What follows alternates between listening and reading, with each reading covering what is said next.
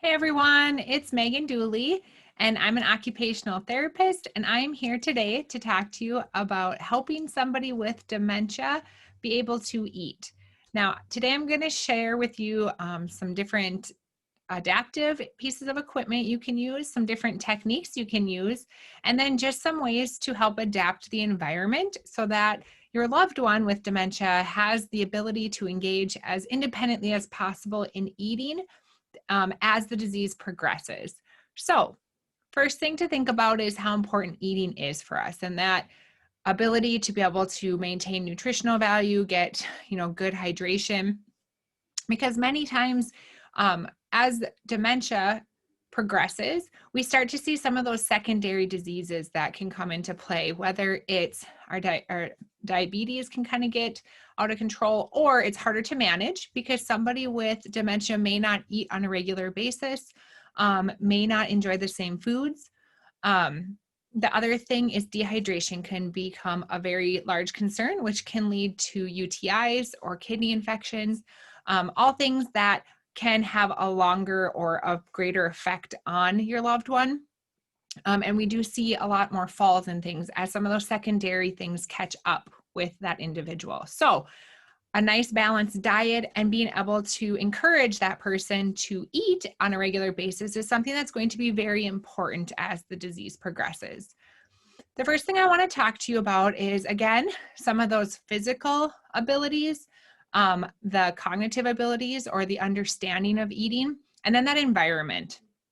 So physically, as we age, each person that has dementia is going to present differently. And that's because you may have other things that have happened, whether that is arthritis of the hands. Maybe somebody has had a stroke or has Parkinson's disease and now has gotten the diagnosis of dementia.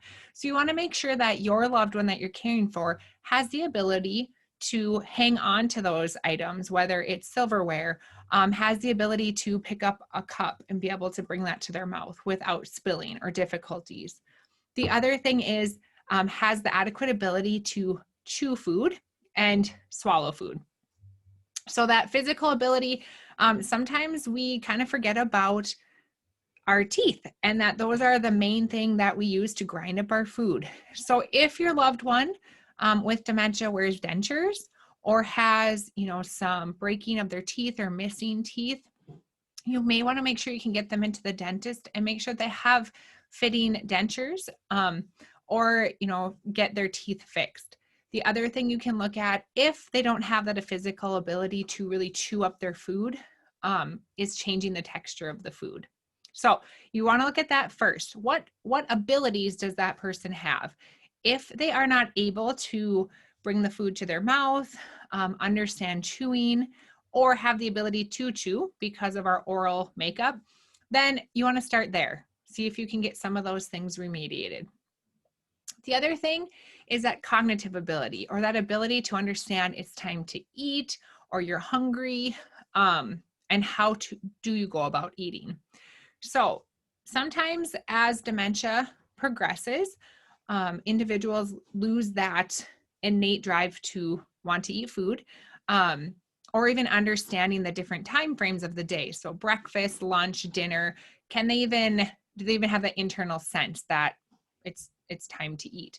And so setting up a nice routine for them and setting up an environment that kind of elicits that idea of eating or a meal. Okay. And by that, I mean, if they're not able to, tell time any longer or the time of day, having a good space that represents where we eat food, having a time every day that you eat, having a routine of where you sit, and having that place setting out. So many of us, including myself, use our table as a catch-all for bills, for work, for a book that I'm reading. And you really want to make sure that that table is not disguised as the catch-all place for everything, that it looks like a place where you eat, that it looks like a table, and that it is set for somebody who is going to eat a meal. Okay. So those are kind of the main things you want to look at right away. Can they physically do that? Because that may have nothing to do with the dementia, but that they're having a tough time physically feeding themselves. And then the second thing is if they're starting to lose that ability to understand mealtime, the importance of getting adequate food into their body or liquids, then we're going to talk more about how to adapt that environment so that you can continue to foster a good environment for them to eat in and success with eating for your loved one with dementia. Okay, so one thing that you really want to consider when you're starting to set up the environment for that individual, if they don't have the physical ability to hold on to utensils very well any longer due to arthritis, or they've had a stroke, or they have Parkinson's, you can get different equipment. So this is very cheap. I'm not selling any specific brands or anything, but I'm just going to show you what I have available. So it has an opening on the end that you can simply cut the tubing, and you can slide in a fork, a spoon, a knife, whatever you want. This, of course, would be cut down to the size of the handle. And this just allows a built-up grip, so they're not having to hold on so tightly. The nice thing about this is you can use it for lots of different fine motor things, such as your toothbrush, a spoon, a knife, and it's easily changed out. So if they're eating soup that day, the other thing is it's easy to clean the silverware. So this is not permanently attached to it. And therefore you don't have to store different silverware that has different size handles in your silverware drawer, because you just take one piece of this. As it gets bad, you just cut off another piece and do the same thing. So there's this option. There's also this option. So these are, easy holders, but again, it doesn't matter the brand or style, but then you can simply slide in your hand, and then they can cut on the plate or eat with a fork or whatever it may be.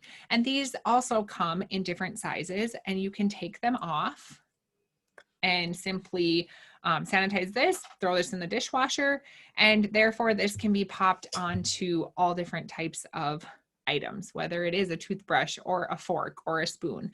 The nice thing is with these, they come with different size openings, so they can be bigger or smaller depending on the handle that you're using. And finally, if they really have difficulties at all using their thumb to grasp or any sort of that grasping motion, and that could also be just cognitively, they just are not as attentive to that many parts of the task. So eating really is, has a lot of parts to it. You have to be able to hold the piece of equipment. You have to be able to scoop, bring it to your mouth, chew it up, and swallow it. So there's quite a few steps that involve our cognition in eating. So this is a universal cuff. And what you do with that is you slide in the utensil. Okay, this universal cuff is a little big for my hand, but again, you would tighten that up over their hand. Okay, and now there's no grasping required. I put the fork in funny, and now you can just scoop and they can feed themselves. Okay, so it takes away some of that physical abilities that are needed, and also potentially that cognitive ability to maintain that grasp on that fork. I have seen plenty of people who kind of lose focus on what they're doing, and therefore they can hold it, but they lose focus and they kind of zone out, and then they're dropping, spilling, the fork is falling on the floor. And so this is a way that if you have, like a cuff like this, they could lose focus for a little while, but they're not dropping their silverware. So it's not adding to your role as the caregiver to pick some of those things up. The other thing that you want to look at when you're setting up a successful environment for your loved one is that you really want to look at the background and the environment around them. So I'm just going to share a picture here with you. So here's a nice picture right here of a good place setting.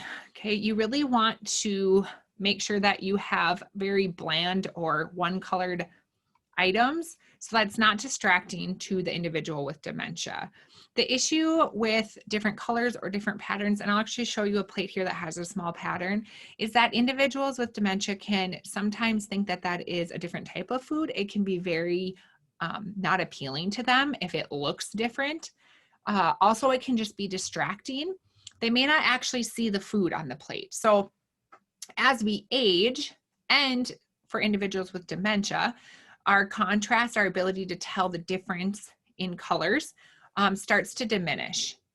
And so there might be something put on that plate that has a lot of design or a lot of color, and they can't see it against that background. So using white is a great color to use unless you're going to put all white food on the plate that day. Then you may want to select a different colored plate.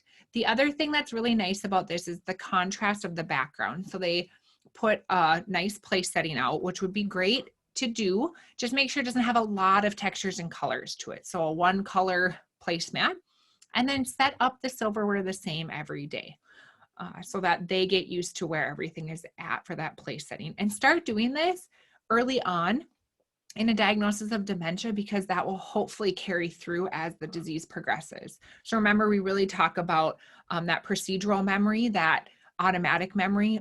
Kind of want to put that back in into our brain, so that as that disease progresses and us using our frontal lobe, which helps us think and consciously think, we won't have to use that as much, because it'll just be, okay, my fork is always here, and there's nothing to really confuse that person or set off an alarm, because it looks normal to them. They've seen it for a long time. The other thing is making sure there's separation between the food. So these two pictures are very different. This first one, there's a nice gap between the food, and you can really see where it's separated out as to what they should be eating. The best thing to do would be get in the habit of plating one course at a time. So if it's the mashed potatoes, give them that to eat.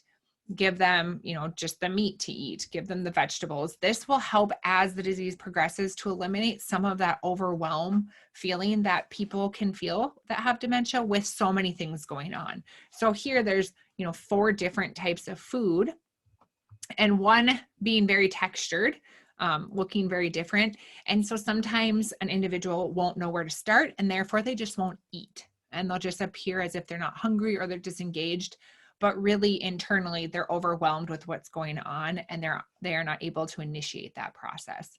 This bottom picture is everything is just mushed together and probably doesn't look that appealing. And again, therefore is not encouraging that individual to want to start the process of eating. The last thing to really think about with this is the size of food, or the amount or portions you're going to be giving somebody. So I brought 2 different size plates, the smaller and the bigger. Yes, this can hold a lot more food. One, it takes up more of our visual field, meaning we have to scan more to see the food, okay? A plate size like this, the nice thing is you can see that. You can put it right in front of the individual, out where they are going to easily see that visually and be able to eat everything on that plate.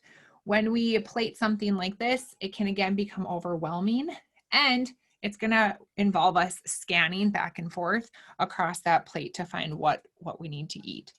The other thing you can see on this plate, it's very simple types of pattern, but again, for somebody with dementia, those hearts and leaves and things can become very distracting. And somebody may try to eat that or get that off, or become very obsessive with messing with that pattern, as opposed to just eating the food that's been put on there. So trying to eliminate that color would be great, or that design. So just a plain white plate. The other thing you can do is, like I said, set up their table, set up your table so it looks like a place where you eat. Make sure that the table's at the right height for that person. If they're in a wheelchair, you want to make sure you can lower or higher that table so that they're not eating like this, or they're not way down like this trying to eat their food. Eliminate distraction. Some of us are really good at having our TV on in the background, a lot of noise, the radio.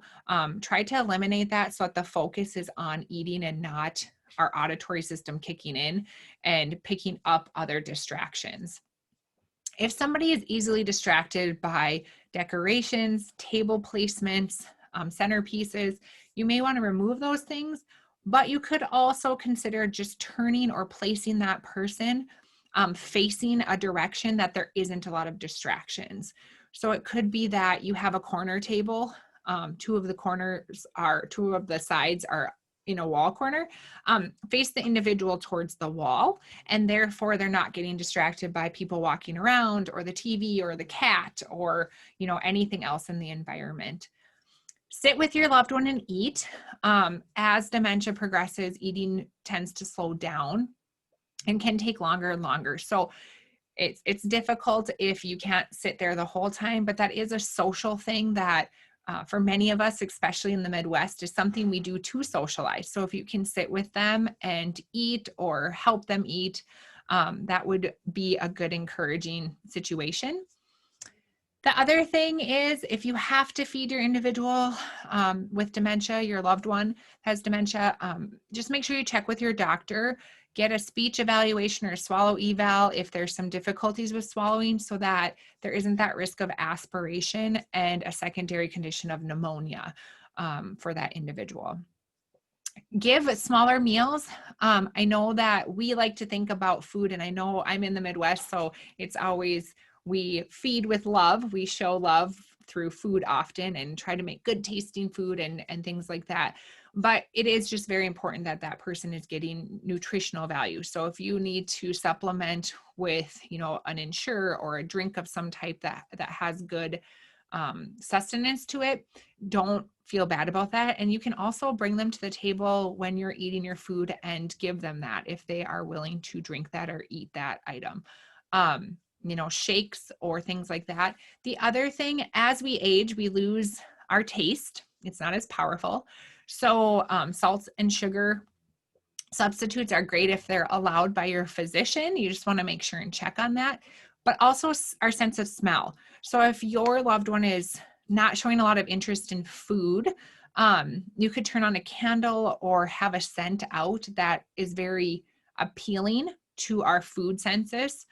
That can help us, our mouths start to water, and that may encourage them to eat, even if whatever they're eating is not that same scent. So if you put out like an orange smell or a cinnamon smell, that may not be the steak that they're eating, but that elicits a positive response to food. So that's another little tip and trick too, if you're seeing them really not enjoy things that they used to enjoy.